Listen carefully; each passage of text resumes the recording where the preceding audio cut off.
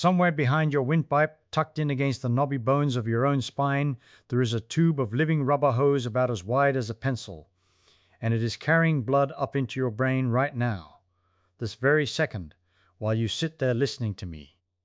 Reach up and turn your head. Go on, turn it, the way you do 100 times a day without a single thought. In some necks, in some perfectly ordinary necks, that plain little turn is enough to squeeze the open channel of that hose down by nearly half. Tilt the head back a bit further, 10 degrees, maybe 15, past where it likes to sit, and in certain people that channel doesn't just narrow. It shuts. Not slows. Shuts. The blood stops climbing the spine right up at the top until the head comes back down to level, and nobody feels a thing. No alarm rings, no ache, nothing but maybe a strange little flicker behind the eyes, if you happen to catch it at all. Now hold that picture in your head, because I'm not telling you a story about some freak accident in an emergency room. I'm describing a position, just a position. And it's one that some of you are folded into at this exact moment, and one you've been folding yourselves into night after night after night, for years, for decades, without ever once stopping to ask what it was quietly doing back there in the dark. So let's do what any good detective does when a body of evidence turns up and nobody's sure whether a crime even happened. Let's go slow. Let's look at the clues one at a time, and let's not decide the answer before the evidence tells us what it is. Because I'll be honest with you right up front. By the end of this, I am not going to be able to hand you a confession. There's a hole in this case, a real one, and I'll show it to you when we get there. But the physics along the way is beautiful and a little bit frightening, and I think once you see it, you will never plump a pillow the same careless way again. Here's the first thing you need in your detective's kit, and it's the single most important idea in this whole business. It comes from a Frenchman studying how fluids move through narrow pipes, and it goes by the name Poiseuille's law. Don't let the name scare you. The idea is simple, and it is merciless. When blood flows through a vessel, the resistance it meets, the thing fighting to slow it down, depends on the width of that vessel. Fine, you say, of course it does. A wide pipe is easier than a skinny one. Everybody knows that. But here is the part that everybody does not know, the part that turns an ordinary fact into something with teeth. The resistance doesn't depend on the width. It depends on the width raised to the fourth power. The radius times itself, times itself, times itself again. Let me show you what that does, because it is genuinely shocking the first time you meet it. Suppose you take a vessel and you narrow it down so the radius is only half of what it was. Cut it in half. You might guess, reasonably, that flow gets twice as hard. Sensible guess. Dead wrong. Half the radius means you multiply 1/2 by itself 4 times. 1/2 times 1/2 times 1/2 times 1/2. That's 1/16, which means the resistance doesn't double. It jumps up 16-fold. 16 times harder for the blood to get through from a vessel that only got twice as skinny. Sit with that a second, because it's the hinge the whole case swings on. Compare it to the length of the pipe. If you doubled the length of the vessel, made it twice as long, resistance only doubles. A tidy, polite, one-to-one relationship. Length plays fair, but the radius does not play fair. The radius plays a vicious little game where every small pinch gets multiplied against itself 4 times over. A narrowing you could barely see on a scan, a lumen that's only a hair tighter than it used to be, and the flow behind it can fall off a cliff. So when we go hunting through this case for a culprit, we are not looking for something dramatic. We are looking for something small. A little squeeze, a few millimeters. Because Poiseuille's law tells us that small is all it takes. All right, we have our tool. Let's find our first clue, and the first clue is the pillow itself. Somebody actually did the experiment, which is the part I love. They took 10 healthy young people, average age around 26, give or take a few years, and they laid each one down and measured what happened to the neck on pillows of 4 different heights. And these weren't wild extremes. The shortest was 110 millimeters, a little over 4 inches. The tallest was 170 millimeters, closer to 7. The difference between them is about the thickness of 3 fingers stacked up. That's the whole experiment. A few fingers of form. And watch what those few fingers did. On the low pillow, the angle of the cervical spine sat at about 16.5 degrees. Nice and gentle. They swapped it for the tall pillow, and that same angle climbed to nearly 28 degrees. That's a jump of 66%. 2/3 steeper from a pillow that was only a couple of inches taller. The natural forward curve of the neck, the part the anatomists call lordosis, got stretched out by a quarter. The backward part, the kyphosis, collapsed inward by more than 40%, and the pressure, the plain mechanical pressure the head was pushing down with, climbed by roughly 30% up at the skull, and the difference in pressure down along the neck between the lowest pillow and the highest ran about 65%. And these were not sloppy numbers. The statisticians did their work. The chance that this was a fluke came in under 1 in 20. This is real. A few inches of stuffing under your head, and the whole architecture of your neck rearranges itself into a new shape. Now, one night on a bad pillow. Who cares? You wake up stiff, you roll your shoulders, you get on with your day. The neck is a forgiving, springy thing, and it snaps back. If this were a one-night story, there'd be no case to solve. But that is exactly where the detective has to get suspicious. Because the pillow is not a one-night visitor. The pillow is the most loyal companion you have ever had. It's under your head every single night, holding that angle for 1/3 of your entire life. And this is where I want to introduce the villain's real weapon, which is not force. It's time. Because here's a question worth chewing on. Why should a soft pillow, a thing so gentle you sink into it, do anything at all to a structure built out of bone and tough gristle? And the answer is that biology doesn't care how hard you push, it cares how long you push. A feather resting on your palm is nothing. The same feather held in place for 30 years is a very different proposition. Living tissue is not like a steel beam that either holds or snaps. It's more like warm taffy, or the wax of a candle left too near the stove. Lean on it briefly, and it springs back good as new. Lean on it steadily, gently, relentlessly, night after night for 10,000 nights, and it slowly, quietly agrees to hold the new shape. It remodels. The body is always rebuilding itself, always tearing down and laying down fresh tissue, and it lays that fresh tissue down along the lines of whatever stress it feels most often. So the shape you spend your nights in is not a temporary guest. Over the long run, it becomes an instruction.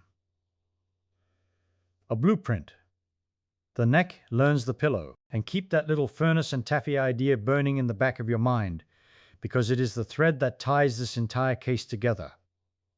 Every clue we are about to turn over is going to be a version of the same thing. A small mechanical nudge, repeated, multiplied against itself, given enough time to become permanent. That's the whole crime, if there is a crime. Not a blow. A lean, a patient, decades-long lean on a pencil-thin tube of blood, governed by a law that punishes even the tiniest narrowing 16 times over. We've got the weapon, which is time. We've got the physics, which is that ferocious fourth power. Now we have to go and look at the victim and see whether the blood flow itself actually shows the damage we'd expect. Because a good theory is a lovely thing, but the detective doesn't get to rest on a lovely theory. The detective has to go and measure the body. So we go and measure the body. And here is where a beautiful little study comes to our aid. Somebody had the same suspicion we have, and they did the honest thing. They found 30 people who had lost the natural curve in their necks, that gentle forward arc, and 30 more people, carefully matched, who still had theirs. 60 vertebral arteries in one group, 60 in the other. And then they didn't argue about it. They didn't philosophize about it. They put an ultrasound probe on those necks, and they looked at the blood. Now, before I tell you what they found, let me tell you what that natural curve even is. Because it matters. Your neck is not supposed to be a straight pole holding up a bowling ball. It's supposed to have a curve to it, a forward sweep, and the normal amount is somewhere around 20 to 40 degrees. Call it 30. That curve is not a cosmetic accident. It's an engineering feature. It's the arch in a bridge. It's the spring in a diving board. It takes load and it spreads it, and it keeps the whole column supple instead of brittle. Lose that curve, flatten it out, and you have taken the spring out of the diving board. You've turned the arch into a plank. And what did the blood do? In the necks where the arch had gone flat, the vertebral artery got narrower. In the people who kept their curve, that vessel measured about 3.51 millimeters across. In the people who'd lost it, 3.25. That's a quarter of a millimeter. A quarter of a millimeter! You couldn't see that difference if I held the two vessels up in front of your face. It's a whisker. It's nothing. But you and I, we already know the secret, don't we? We know about the fourth power. We know that nature does not charge you a fair, gentle, proportional price for a little narrowing. She charges you a savage one. So, of course, the flow was down. In the curved necks, about 208 milliliters of blood a minute, marching up to feed the back of the brain. In the flattened necks, 176. And the speed of the blood at its peak, the push at the top of every heartbeat, that dropped too, from around 63 centimeters a second down to about 57. And none of these were flukes. The statisticians ran their numbers, and every one of these differences was real, solid, the kind you'd bet on. Sit with that a moment. You'd take away nothing you could see. A quarter millimeter, a flattened curve that a person might not even know they have, that gives them no pain, that shows up in no mirror. And the brain's backdoor blood supply quietly drops by more than a tenth. The victim is bleeding, so to speak, in slow motion, and the wound is invisible. So now our case is looking rather good. We have a weapon, which is time. We have a motive, which is that ferocious fourth power that punishes the smallest pinch. And now we have the body on the table, measured, showing exactly the kind of quiet loss the theory predicted. If this were a tidy story, I'd wrap it up right here, take a bow, and send you off to buy a thinner pillow. But I've been at this game too long to trust a story that ties itself up that neatly, because there are other characters in this neighborhood, and some of them look awfully guilty, and a good detective has to walk down the wrong alley at least once to be sure it's the wrong alley. So let me take you down one. Picture a man in the autumn of 1978. He's an archer. He's out practicing, and to shoot the way an archer shoots, he does a very particular thing with his body. He plants himself, he draws the bow, and he cranks his head hard around to one side and holds it there, sighting down the arrow at his target.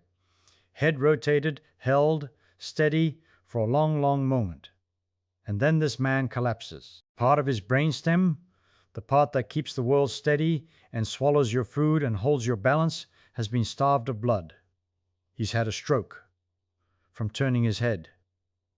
The doctors chased this down, and they found something that ought to make every one of us a little more careful about how we treat our necks. When you rotate your head far enough, one of your two vertebral arteries can get physically pinched shut.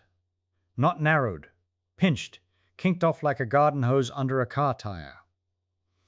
And the spot where it happens is way up high, near the top of the spine, at the joint just below your skull where the head does most of its turning. The bones there rotate past each other, and the artery, which is threaded right through those bones, gets caught in the machinery. They gave this a name. They call it the rotational vertebral artery syndrome, but everybody who tells the story calls it the bow hunter's stroke, after that archer. And it is not a myth, and it is not vanishingly rare in the strange sense. It has a personality. It tends to show up in people in their 50s, 60s, 70s. It shows up more in men. And when they go looking for exactly which stretch of the artery got squeezed, they find it's the middle segment, the part running up through the little bony tunnels in well over half the cases, and the upper segment near the skull in most of the rest. And here's the number that should stop you cold. When they measured how much of the artery's opening disappears at full rotation, they found the channel the blood flows through can shrink by nearly half. Rotate the head, and 47% of the doorway is gone. And if instead of turning, you tip the head back into hard extension, it takes only 10 or 15 degrees at that top joint in the wrong neck to close the artery completely, all the way. 0. Now doesn't that look like our culprit? Doesn't that look exactly like the thing we're hunting?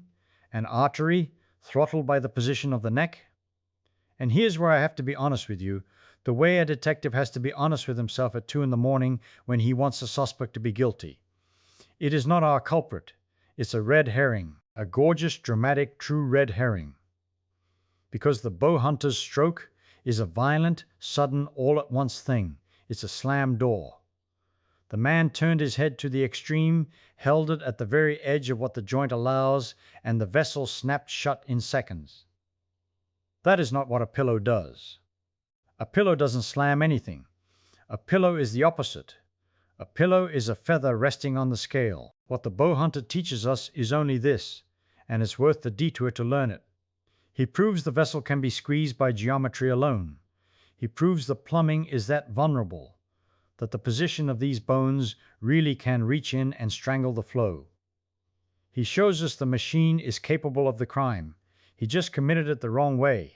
Too fast, too hard to be our man. So we thank the archer, and we let him go, and we walk down one more wrong alley.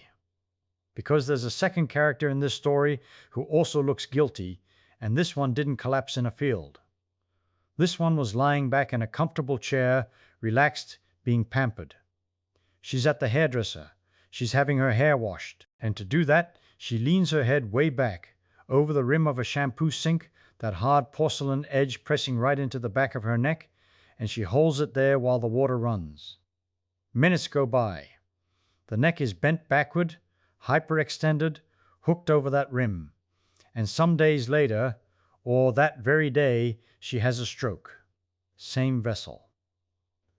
The vertebral artery again, sometimes just pinched, sometimes actually torn, the inner wall of the artery splitting under the strain. They named this one too. They call it beauty parlor stroke syndrome, and I promise you I am not making that up.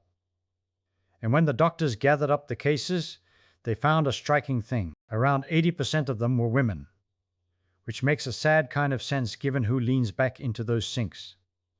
They ran from teenagers all the way to old women, and they found that if a person already had a little bone spur in the neck, a bony bump from years of wear, it made the squeeze worse, because now there was a hard edge on the inside pressing on the vessel while the porcelain pressed from without. One center followed these cases for 11 years and kept seeing them trickle in, again and again, rare but real, the same mechanism each time, a neck bent too far back for too long, and a blood vessel that paid for it. And again, I want you to feel how close this comes to our suspect, and then I want you to feel exactly how it misses. The Ceylon chair is slower than the archer, sure. It's minutes, not seconds. It's a lean, not a snap. It's getting warmer. But it is still an extreme. It is still the neck cranked to a position it was never built to hold, out at the far edge of its range with a hard rim as the accomplice.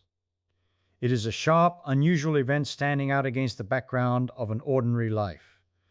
You do not spend your nights hooked backward over a porcelain sink.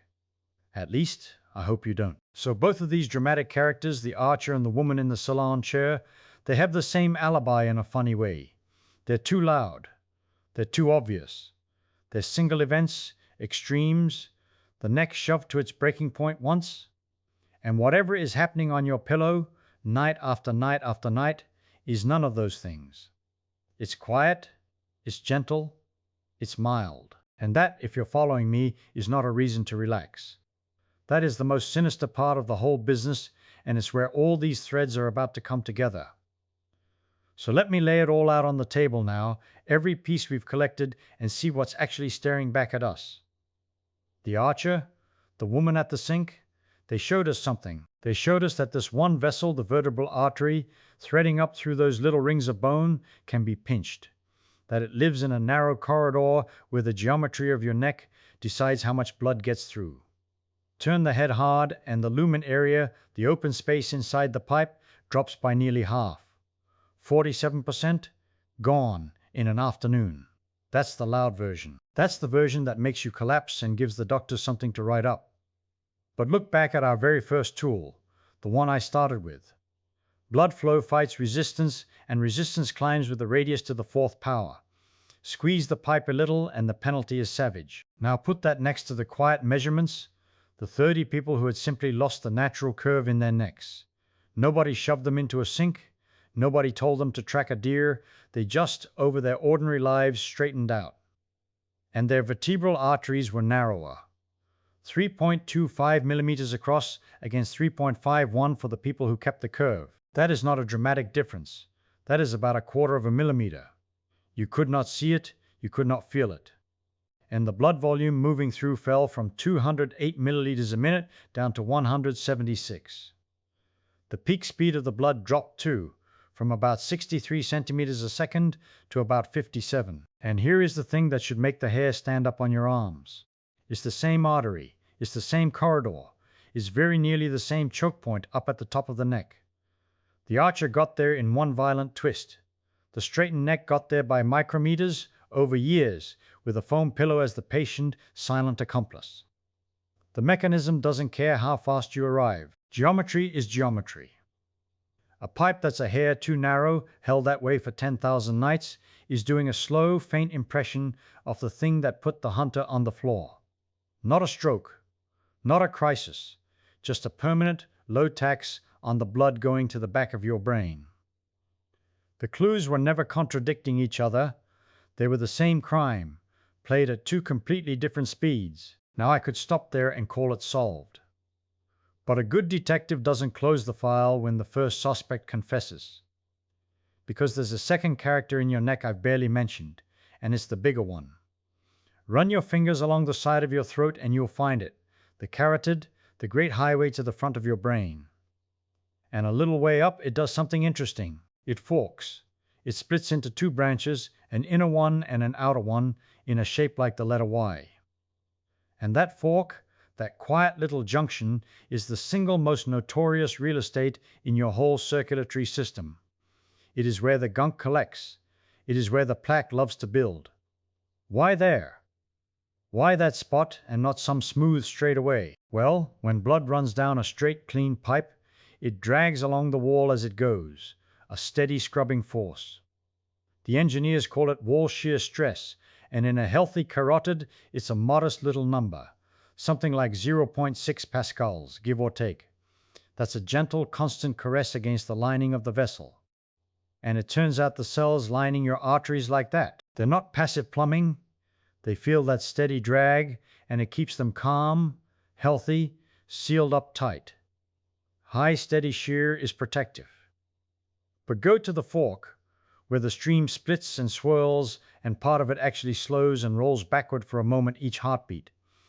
And the shear stress goes low, and it starts to flip direction, back and forth, back and forth. And that oscillating, confused, feeble scrubbing is exactly the signal that tells those lining cells something is wrong.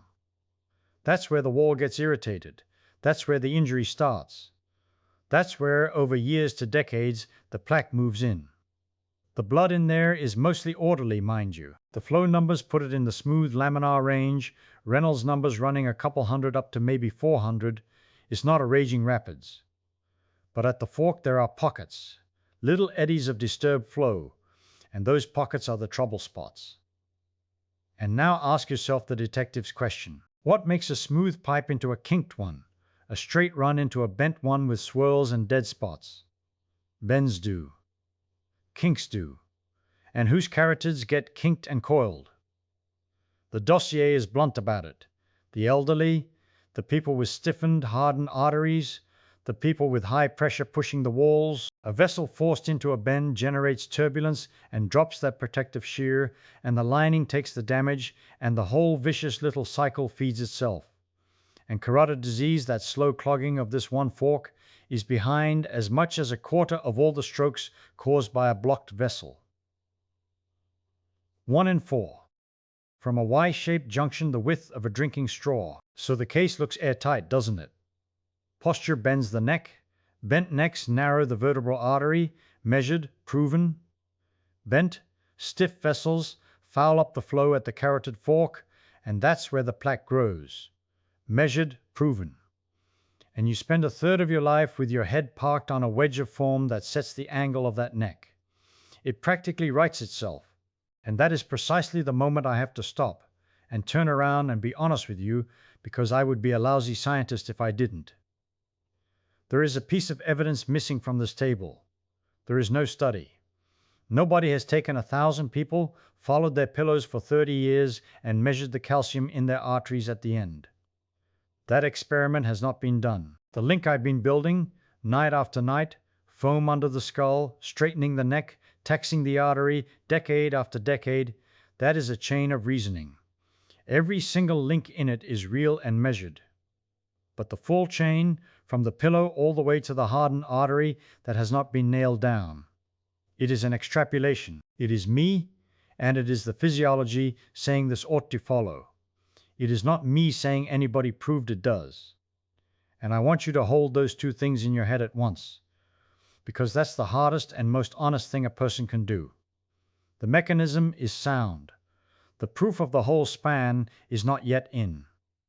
We do not know. Not for certain. Not yet. But here's what I find I cannot shake, even standing on that honest ground. Every acute disaster in this whole story, the archer, the woman at the sink, the pinched vertebral artery, the fouled carotid fork, every one of them is the same physics your neck is doing right now, tonight, only turned down low and left running. The extremes told us where the weak points are. They drew us the map of the vulnerable corridor and the treacherous fork. And your ordinary night is a whisper of that same stress, applied not once, but 10,000 times, so gently that nothing ever announces itself. There's one last small mercy hiding in the data, and I'll leave it with you because it's genuine. When you sleep on your side instead of flat on your back, your blood pressure actually settles lower, the top number and the bottom number both. The body, it seems, has its own quiet preferences about how you lie. It's a small thing. It's a low confidence thing, but it's a reminder that the geometry runs both ways, that the same angles that can tax you can also, arranged a little differently, ease you. So tonight, when you lower your head onto whatever you own, I won't tell you to be afraid of it. Fear is useless here. I'll only ask you to notice, for 1 second, the extraordinary thing you are doing. You are setting an angle. You are choosing, without a thought, the shape of a corridor that a warm river of blood must climb through, all night into the dark room at the top of the stairs where you keep everything you are. And then you'll fall asleep, and the small mechanics of an ordinary night will go on working, patiently, quietly, whether you were watching or not.